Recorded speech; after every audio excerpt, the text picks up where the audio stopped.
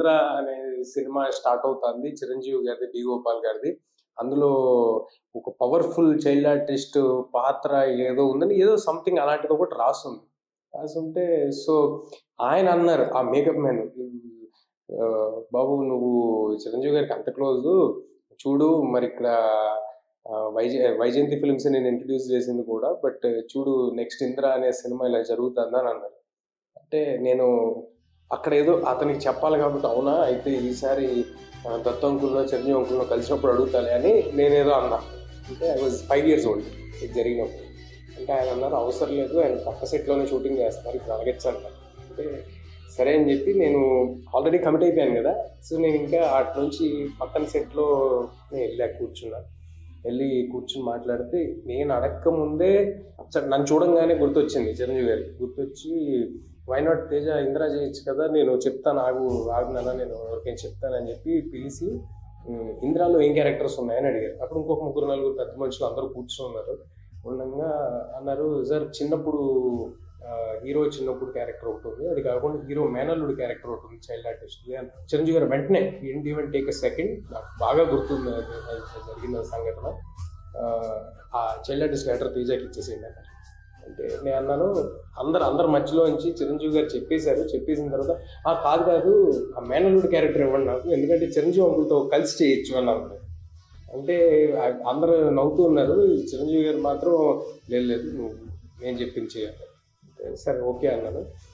ఆ రోజు ఆయన అన్న మాట, ఆయన ఇచ్చిన అవకాశం ఇవాళ నా కెరియర్నే మార్చేసింది. One of the biggest hits of Telugu సినిమాలో, ఒక కల్ట్ క్లాసిక్ లాంటి ఒక తెలుగు సినిమాలో అంత గొప్ప అవకాశం, అంత గొప్ప క్యారెక్టర్ నాకు తెలిసి వేరే ఏ చైల్డ్ ఆర్టిస్ట్కి అలాంటి ఒక అవకాశం వచ్చి ఉండదు.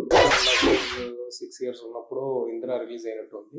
సో నేను అప్పుడు జరిగిన యుఫోరియా, సినిమా చుట్టూ ఉన్న హడావిడి, లేకపోతే నా దానికి వచ్చిన అప్లాజ్ నాకు అప్పుడు అర్థం కాలేదు. తర్వాత ఇయర్స్ లేటర్ ఎంతోమంది ఇప్పుడు డైరెక్టర్స్గా ఉన్నోళ్ళు, ఇప్పుడు పెద్ద డైరెక్టర్స్ చాలామంది మేము ఇంద్ర చూసి ఇన్స్పైర్ అయ్యాం, అప్పుడు తేజ తెలుసా, మేము నిన్ను చూసి ఏమనుకునే వాళ్ళమో తెలుసా అని ఇప్పుడు చెప్తుంటారు. సో ఎంతో మందిని ఇన్స్పైర్ చేసిన film Indra. One memorable experience on Indra is, ఏదైతే నేను వచ్చి కత్తి పట్టుకుని ఆ వాక్ అదంతా ఏదైతే ఉందో నాకు బాగా గుర్తు.